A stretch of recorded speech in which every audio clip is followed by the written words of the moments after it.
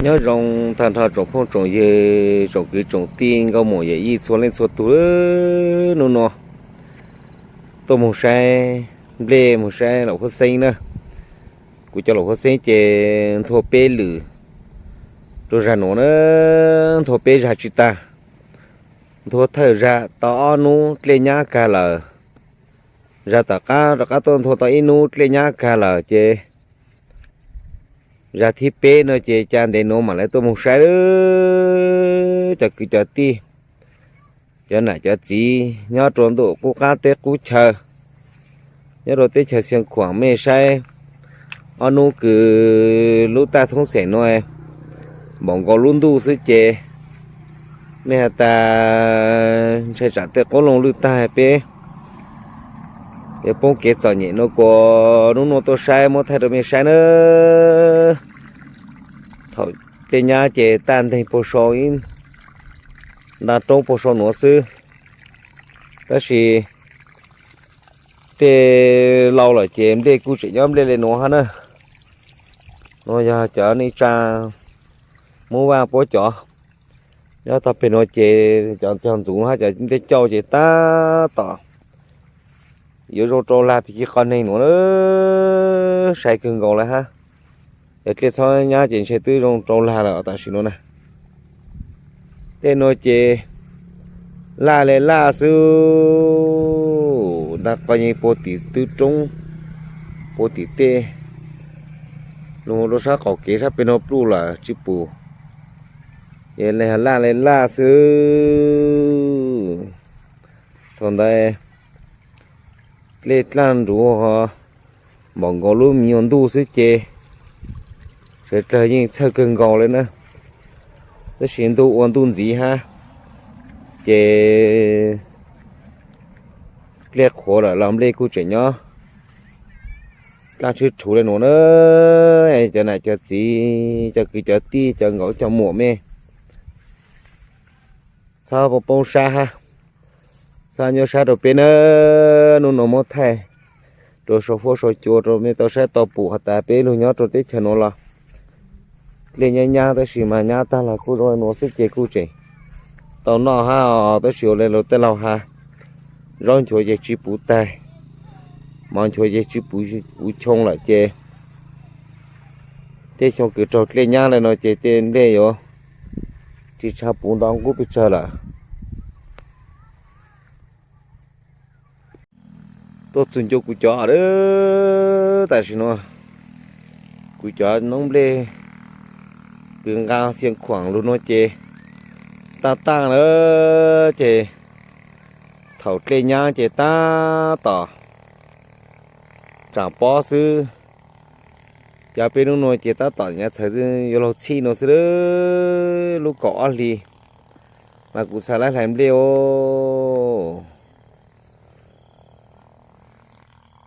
lên rong cờ nữa chín cầu sư bự nữa lên một nhà chơi để to tờ lên nó đó xí mà cho nó cho nó cũng để cờ nữa giờ muốn ra giờ một xe lộc xe bồi tàu nọ tàu dũa lẹo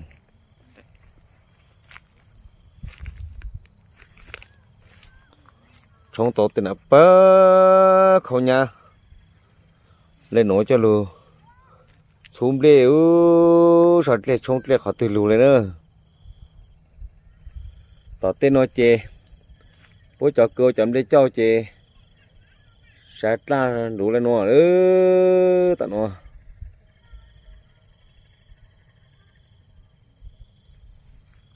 đủ nó to trộn phong trộn dư chỉ chán đủ là đứa trẻ nó mồ chế giờ anh đủ nó chế rồi nó xíu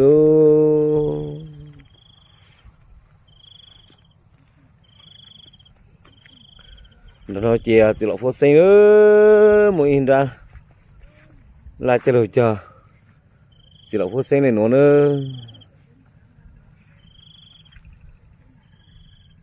สิโนตอตปิโนเจอย่าจอมเล่เนอ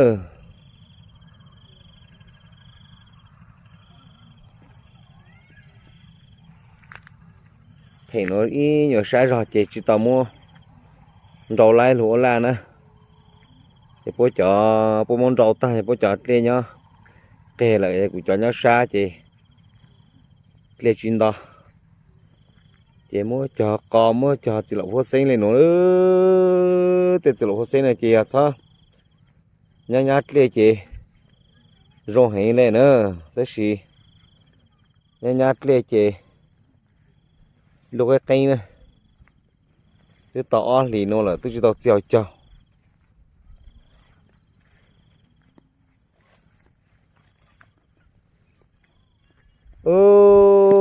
tụng gõ xíu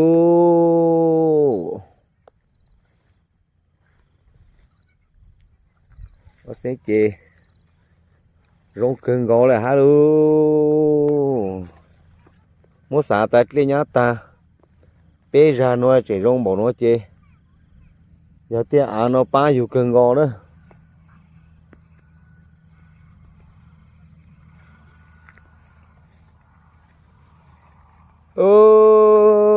trộn phô trộn gì trộn này trộn gì thế là họ xem đâu tam bảo nó sẽ tụt thọ thu mà chứ vô là thu ta hao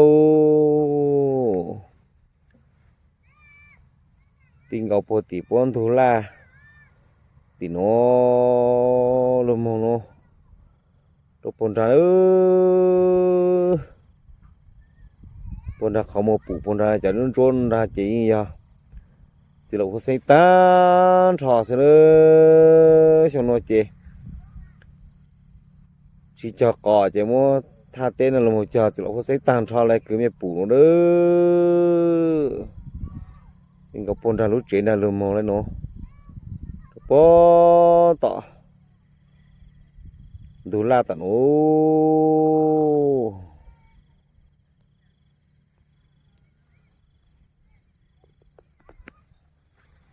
nói chị hả tè chốn tàu khưng còn nó coi à ta thay tôi xong cái nhà hả chế chả bên u xe chủ xe rồi chả nữa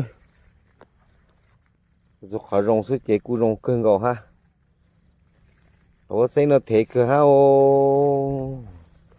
thế hàng gom lên này nè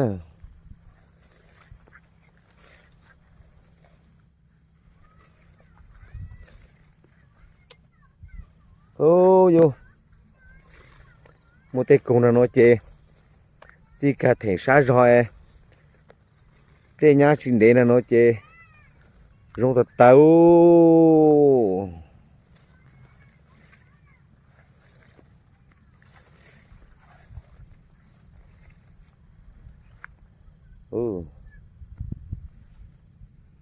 nó sẽ chê mọi nhông siêu rốt xa bọn con trâu chỉ siêu yo tê tạ tê tù siêu một thu mất lúa hay thu cho lúa xây nữa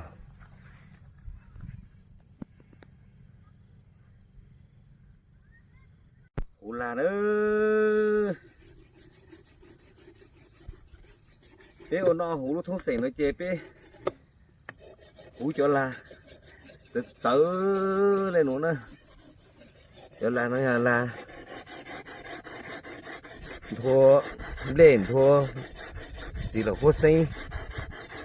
nó nè cho cứ tông cứ lo em mình làm đầu là đầu tổ mùa nè mẹ sai của kỳ video đó nên hôm đầu cho rong nữa tại vì nó cho lo cứ nhớ rồi bé khi nó chân đầu cho là nó po chỉ nhớ ta bé lại khởi tệ u là nó cho luôn của cho nó xí là sư để từ chân đầu lại cho nó chế lại mùa nữa rồi khỏi tại bên nhau tôi lúc ta không sẽ nó chế bên cho tao trở lại nó chế nữa giờ cho cứ nhà nhà tua chua nó chỉ bố cũng chỉ là đó xí mà so trông như giờ cho cứ chỉ tên là nó lỗ nó hậu sư giờ nên đi tìm đó là cho là nó chỉ cái này chuyện vô hết tiếng nhớ tụi ta thuốc xẻn nó chè cho ăn nó làm lố chè số lâu chè đó chỉ tuột chè số chỗ là nó chè chạy lo nữa chè tao nhá nhá hay ó chỉ lấy ăn này nè cái sợi xì to trở lại nó luôn nó hầu thế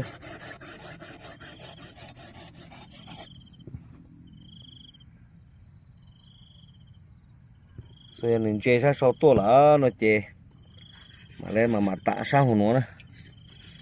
giờ ta trở là nó giờ chỉ sợ hủ giờ hủ sa hủ nó lên nó chơi chỉ non to là đó giờ chủ yếu số sa sau tua đây hay luôn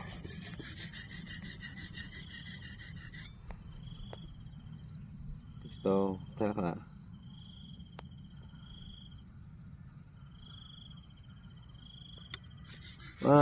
mà tặng này nó có con gì nào chị chị có tên của pla sẽ chỉ cho cái là số của thâu ấy bé chỉ tao mua lao nói bé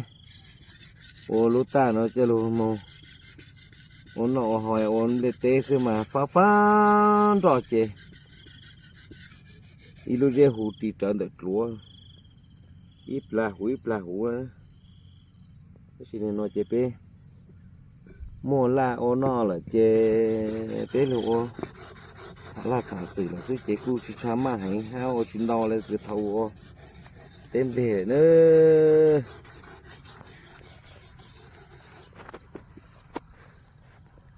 đó hủ to ở đó là nó chê cứ mà lại mua lại cho tụi mình sáng nữa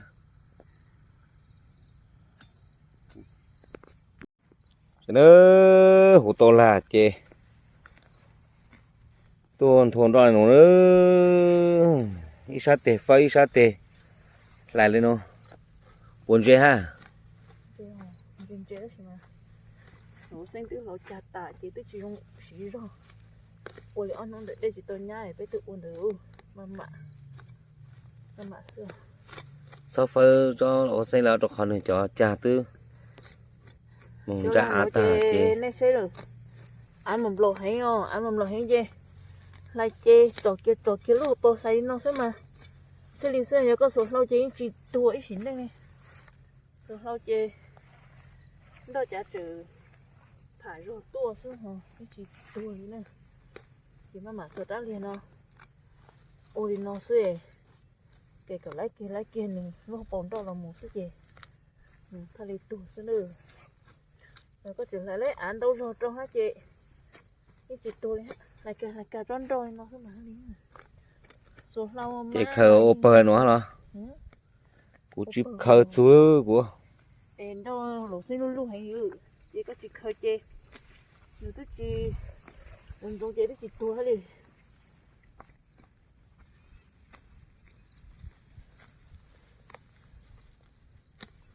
luôn còn tôi luôn nàng lại xuống tụt tròn nữa chỉ sao bục kia rồi nữa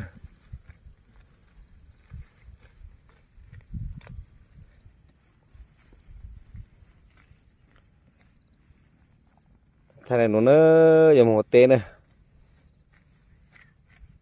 nó cá nhân rồi mình sẽ số tua một tệ chè lựa nuôi bé tua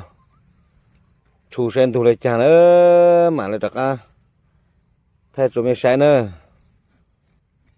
rồi nó chỉ ra cứ bộ bên thôn rõ sao tương thổ po thì nó luôn là thổ pe chấm lên nó luôn tương thổ tao chân nó lại nè có tên này tên thổ to nó cũng thổ to tên nó Chị cũng bay có bay sáng nhau rồi. Chị có được chú chị kia mà nhang cầu rồi biết chị đánh thua. Chịต้องthua tỏ nó bay rồi chị kia mà nhang cầu chị đánh thua hả ê. Chỉ tao muốn thôn lấy cổ nua. Đâu. Nhà tôi xem nó hổ.